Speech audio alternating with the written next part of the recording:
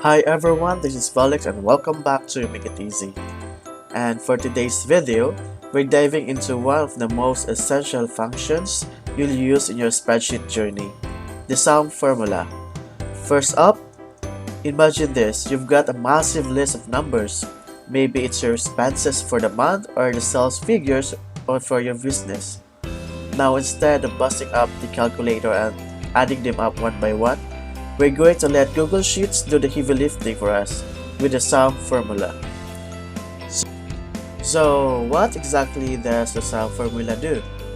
Well, it's pretty straightforward. It adds things up, but the beauty lies in its versatility. You can use it to add up a range of cells, a column, or even a row of numbers in just a snap.